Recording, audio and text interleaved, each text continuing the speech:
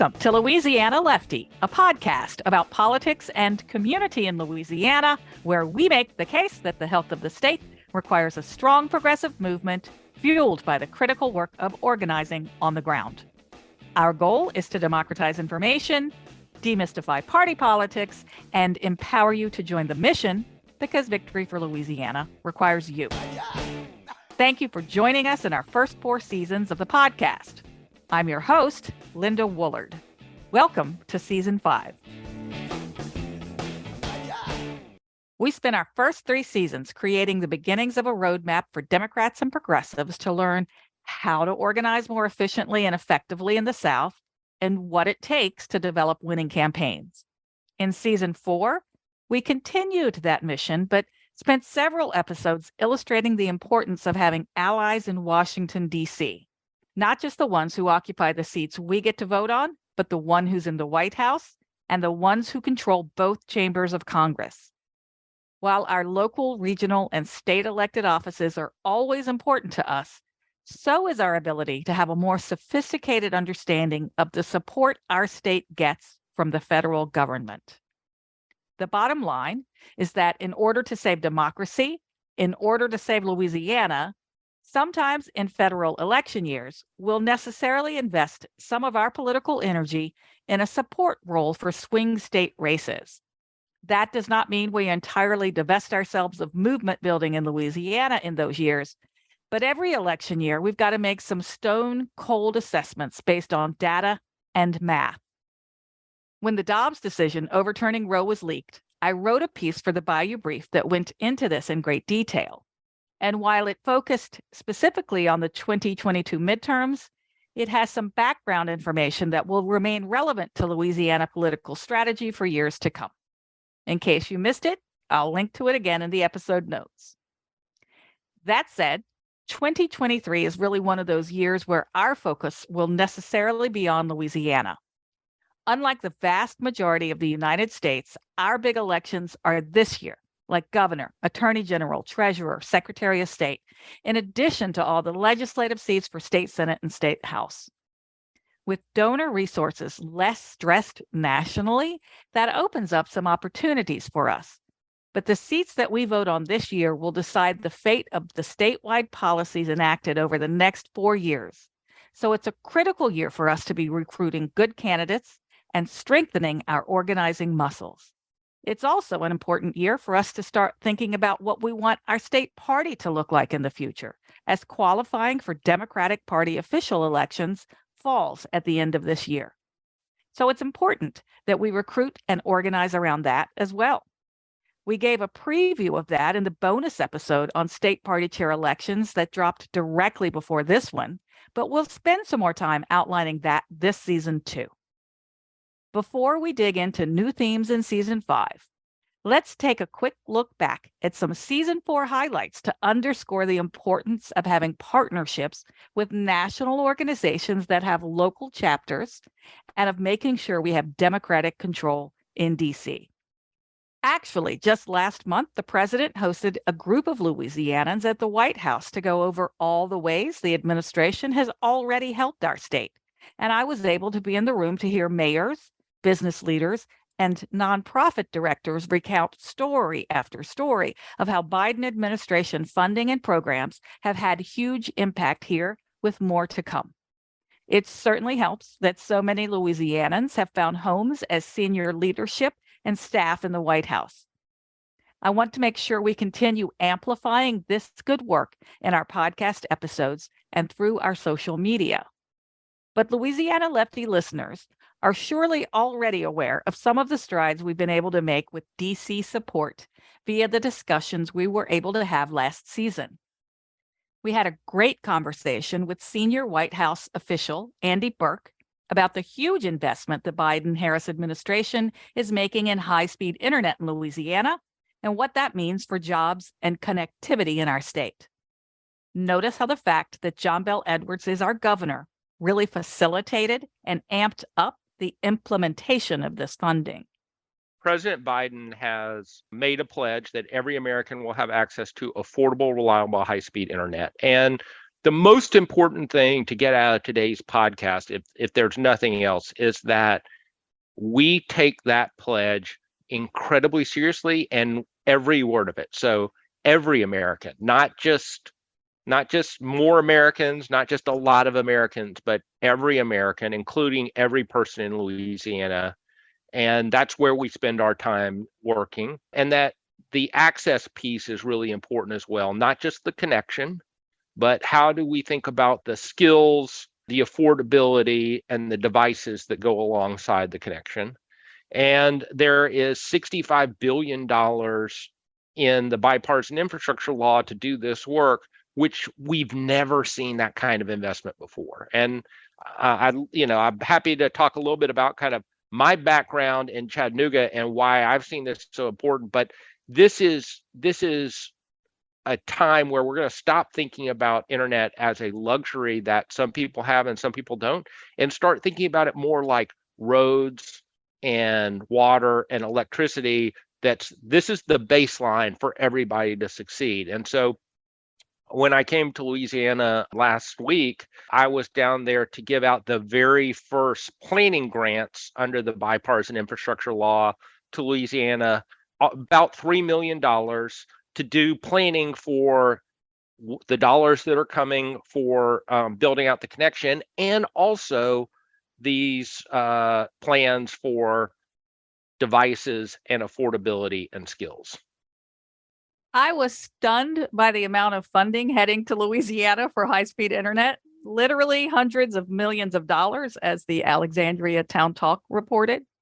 There were so many grants and sources of funding, including state and private matching money. I couldn't even keep track of it all. There were the Gumbo Awards that stands for Granting Unserved Municipalities Broadband Opportunities, which definitely the best name of any state broadband work. And that's funded through the American Rescue Plan, right? Yeah. So I want to thank the governor, because he was there when we did these announcements. And the governor has been one of the biggest leaders, I think, because, of course, he's working hard on all kinds of issues, but he also sees how critical this is for Louisianans. And so he took a portion of the American Rescue Plan dollars. Those were dollars that Congress passed back near the beginning of President Biden's term that were designated to go to states and cities and were flexible in use. So the governor or the mayor could prioritize what he or she thought was the best use of those dollars. And Governor Edwards decided that broadband was one of the biggest issues. So the state has been using its flexible dollars for this. On top of that, we are now coming in with dollars that are specifically designated to accomplish that purpose. And Louisiana got the first planning grant dollars because it's a little ahead of the curve because of all the work it's already been doing. We talked to local Sierra Club leader Angel Bradford about investments from the bipartisan infrastructure law and the potential that has to improve our public transit and address the climate crisis. Again, she stressed the importance of the interplay between federal and state government and emphasized the role we have to play in pushing for progress. Is there anything I haven't asked you about climate change in Louisiana or the public transit that you feel like I've missed? Well, the only thing I'll say is, while transportation in general as a sector is the second largest contributor to carbon emissions in Louisiana, we're different from the rest of the country in that our industry is number one. And obviously we're working on that too. But while transit is very convoluted, just ride it. Like, that's like the most important thing you can do. Is like, it doesn't have to be all or nothing. If you want your local transit system to get better, and or if you want to join us in our fight for public transit to be ubiquitous and affordable and reliable across this state, you have to first just ride it, because it's a big priority of ours as well is stopping highway build outs, including the I-10 expansion in Baton Rouge, which is going to destroy neighborhoods. It will impact the environment. In tandem with that is the bridge that's proposed, because there's always this idea that we can develop our ways out of traffic. And it's just constantly reminding people, no, you are a part of traffic. And we're not going to shift our bad practices of segregation and unaffordable housing and sprawl and flooding in places that didn't used to flood.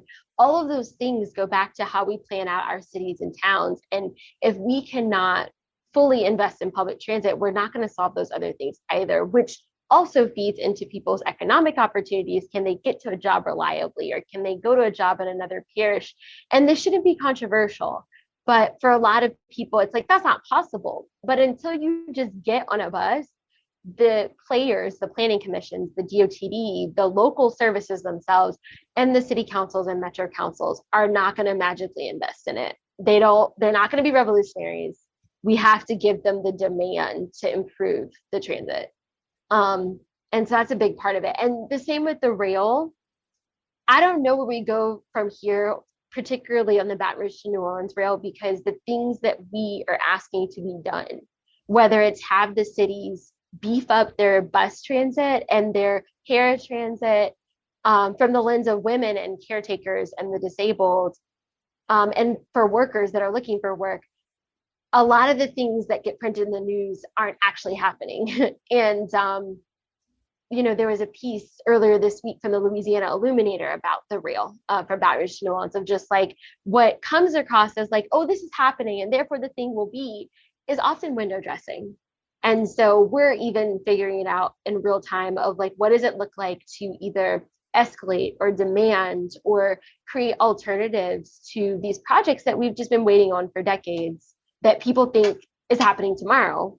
You're saying it's announced and then it doesn't happen? Is that what Right. you're basically saying? Right. You'll see the governor, or you'll see Secretary Wilson have a press conference in front of the KCS train. I mean, it happened a couple of weeks ago, whenever they were it was months ago, when they were talking about the IIJA, bipartisan infrastructure law, and basically saying like, we're excited for rail to come. But notice they don't give you a timeline, and they don't say it's going to be here. And we know from meetings with transportation experts at the federal level and across the country that if Louisiana wanted to do rail, it could be ready in 2 years. And for North Louisiana, I think the timeline is actually sooner. And so then you just have to ask the question, like, why isn't it happening? We don't have that answer, but it is a constant question of just, if the money is there and the public interest is there, and you've surveyed the heck out of people at this point, why aren't we just moving forward? What and are that is, deliverables, right? Yeah. What are the deliverables? Absolutely. And that's why we put forth the Senate Bill 467. I can't remember the act number because it did pass, of scope, schedule, budget, and environmental assessment, which are like metrics and documents, deliverables that you have to have at the federal level in order to move forward with instituting intercity rail. And I say intercity because intercity rail is what Amtrak runs. A lot of people call it commuter or high speed. It's not. We don't have the receipts for whether or not those things are happening in the ways that bill requires. And so there's supposed to be a legislative hearing before legislative session in April next year. Well, session starts in April next year. So ideally there would be a hearing before that. It remains to be seen what they'll produce for that hearing.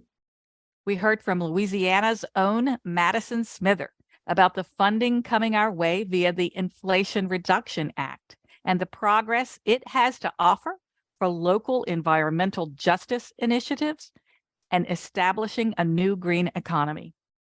The focus on vulnerable communities and climate impacted communities in the Inflation Reduction Act really prompted this conversation at the Global Clean Energy Action Forum of, these are the communities that we're going to start hearing from, that we need to start hearing from.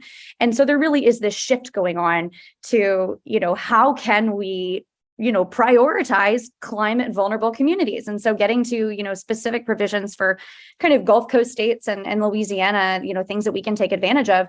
There are provisions for, coastal restoration specifically. There are basically these like earmarked funds within the IRA they're really exciting to see. And there are these environmental justice block grant opportunities. Really, this is impactful because not only are we going to have funding coming in through our, state government and through localities, but we're really having these opportunities here where community groups and small businesses and residents can really, take advantage of these pools of funding to advocate for, projects that need to be done in our communities, and really, bringing bringing the effects of this act, beyond just the legislature, beyond just the text of the legislation itself, into, what are the downstream effects? That's been a huge conversation after the Inflation Reduction Act, is that, there are provisions out there for, investment in clean energy, investment in electric vehicles, and really what the administration claims and what seems just really probable at this point is that we're really going to focus on reducing emissions even further from the downstream economic effects from this. So it's going to be about individual businesses, individual residents really taking these opportunities from the Inflation Reduction Act, working together to apply for block grants to really get involved themselves. And so that really stood out to me. Are there any that you can think of, like the block grants or whatever that in particular you can think of? There's a huge provision for environmental justice block grants. Just generally, there's I think 20 billion set aside in the Inflation Reduction Act for environmental justice block grants, and this can be for projects that individuals and community organizations can apply for to receive federal funding. And so I think it's just really important for people to know that beyond the funding that's going to be administered through the state and through localities, there are opportunities here for, coastal restoration projects, environmental justice block grants that we can really take advantage of as a state, as, the Gulf Coast community, and really that individuals should be working on, engaging with. And you mentioned, is blue carbon a part of IRA at all? That would be considered kind of a downstream effect, I would say, of kind of what we're seeing with the IRA. I'm a research assistant with the Harvard Environmental Economics program. And one of our major focuses right now is, given the IRA and given the provisions that this, really historic legislation provides, and how it's going to catalyze the clean energy transition, there are going to be downstream economic effects. There are going to be a lot of things that we are going to be seeing beyond the IRA investments. We're going to be talking a lot about carbon pricing. That's a main focus of the research I'm doing right now, is the political economy of carbon. A major kind of downstream effect that I see right now that I'm really excited about is this idea of blue carbon. So carbon credits are going to become a major part of this discussion. Carbon credits, essentially, this isn't a new idea, but the idea that we can offset carbon emissions by essentially absorbing carbon in the environment. Carbon offsets are going to be a major part of this clean energy transition, that we're going to need to find creative ways to be really offsetting emissions through natural carbon sinks. And that's where blue carbon comes in. Marsh and wetlands are really a very effective carbon sink. There's research out there that shows that they're more effective than forests, more effective than prairies in terms of storing large amounts of carbon.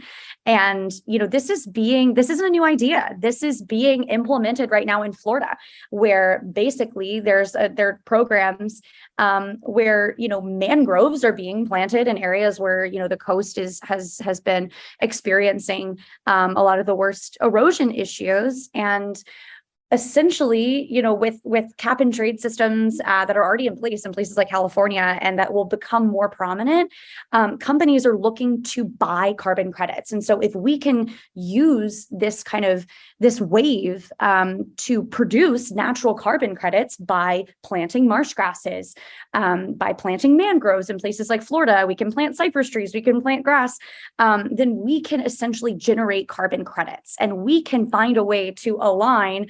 This is something that I've been, a lot of people in our state have been waiting for, is how can we make coastal restoration profitable? How can we really, how can we leverage this ecological treasure that we have? How can we make it a good idea to invest in restoring the coast? And that's where blue carbon comes in. That's where we can really change the messaging, and we can say, individuals can take part in this transition, small businesses can take part in this transition.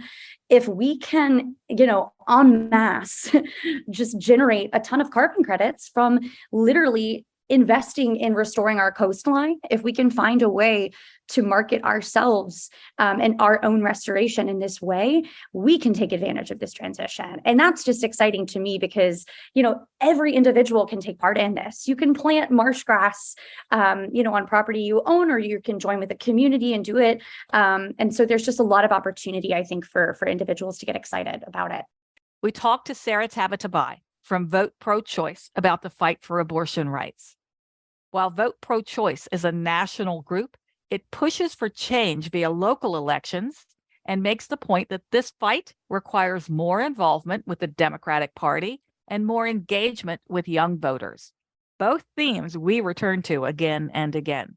I worked for the state party many years ago now, but our communications director at the time, Kirsten Albanatakis, told us when she first came in, first we elect more Democrats, then we elect better Democrats. And outside of our cities in Louisiana, we're failing at even the first part of that mission. So it seems to me that we need to be building a bench that tackles both parts of that mission at the same time.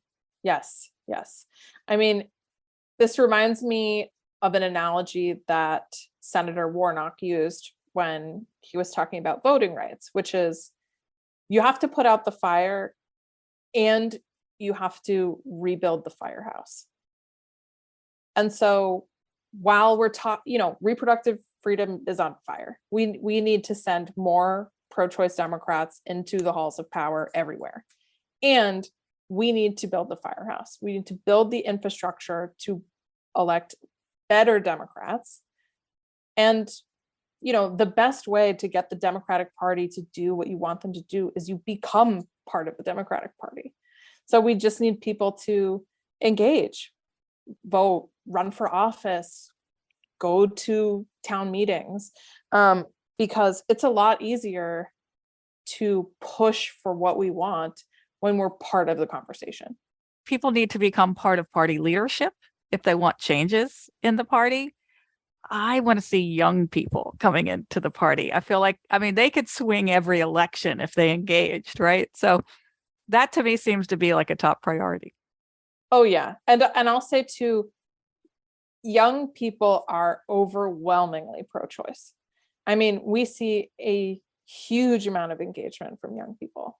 And so it's really just making sure we engage with them back and we're meeting them where they are. So I totally agree. When I think about things that give me hope in a moment that feels really difficult, for sure, one of those things is seeing young leaders, 19, 20, 21 years old, coming out and really pushing this country in the direction that we want it to go in.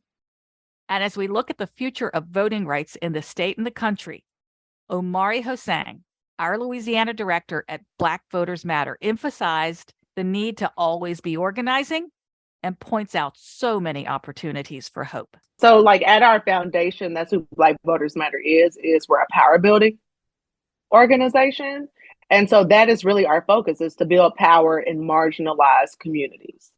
And so we do understand that in order to do that, that is more than a one-step process, right? And so we know that one of those steps are elections. It is getting out to vote and is voting with intelligence in terms of really doing our due diligence to understand for ourselves what's on the ballot and the implications of that, but also helping our fellow man understand that, our community members, our family members, and our friends. But we have 942,872 Black voters in the state of Louisiana. And I can only imagine how scary that number probably is to many people who are making it harder to vote, right? Those are the people who are already on the rolls, who already have their rights to vote, who are already of age, right? All they have to do is be activated. Mm-hmm. So when you talk about a state Senate race and you say we can never have a Black statewide representative on the federal level, I'm here to beg to differ. The math shows you that people of conscience in Louisiana and Black voters and people of color, we can elect a candidate on the statewide level. We can do it. But it's just about the work that happens in between the elections. That's right. That will give us the ability and capacity to do just that. It's the organizing work that needs to be done. And I'm just going to tell you, your founders, Latasha Brown and Cliff Albright, wrote an article recently that changed how I'm thinking about the support I get, because I'm a small dollar donor, but I give donations to a lot of candidates. But their argument was that the people who are actually turning voters out to vote, that are swinging these elections, are groups like yours and Power Coalition, New Georgia Project, folks who are on the ground turning out voters. And that was sort of lightning bolt to me, where I'm like, I need to change how I think about my small dollar donations and start sending them to those places where folks are actually doing that 365 organizing work and turning voters out, speaking to people, making sure they understand why it's important that they vote, and the opportunities, the possibilities, I should say, that you're talking about, the possibilities for statewide elected officials if folks turn out to vote. They won't ever know just from a candidate putting ads on TV or whatever. It's that engagement that y'all are doing that's really the root of how we can change our elections, and that requires funding. That requires support. That requires funding. So many people think that this work is all volunteer, right? There's that misconception. But when we say capacity, we mean tools and resources and training, but we also mean money, right? And so I'm so glad that you mentioned that in terms of like changing your perspective about how you invest your resources into this work. Because as someone who has been a campaign manager, I will say a candidate can inspire the people, and we've seen that through the turnout. A candidate can inspire the people like the people can inspire the people to just get out there and use your power. Politics many times can be so transactional, but what we're doing is transformative. And so I'm glad that you're putting that in the perspective. And that's a real conversation that we really need to have, not only statewide, but nationwide, about how dollars are invested into this work on both a state level, and how we can work with folks like you and others to really increase that infrastructure and increase that capacity for us to really continue this work in the way that we need to do it. As I mentioned in the season opening, in season 5, you can look for more content about our state elections and state party. Please reach out to us and let us know if there's a particular topic you'd like more information on. If you missed any of the episodes from our first 4 seasons, check out the archives on our website or look for back episodes on all major podcast platforms. We've really worked to create evergreen material that we hope will continue to act as a guide for the progressive community in Louisiana for years to come. We continue to add transcripts on our website and YouTube versions of each episode for increased accessibility. There's an additional resource page on our website, as well as rich episode notes for each podcast drop that should offer plenty of material for those truly looking to learn more. If you listen to us on a major podcast platform and the option exists to give us a rating, please help us reach more listeners by giving us a 5-star rating and a quick review. The more folks we can reach, the more people we can connect across movements in Louisiana and the South. Thank you for listening to Louisiana Lefty. Please follow us on your favorite podcast platform. Thank you to Ben Collinsworth for producing Louisiana Lefty, Jen Pack of Black Cat Studios for our Super Lefty artwork, and $1,000 Car for allowing us to use their Swamp Pop Classic Security Guard as our Louisiana Lefty theme song.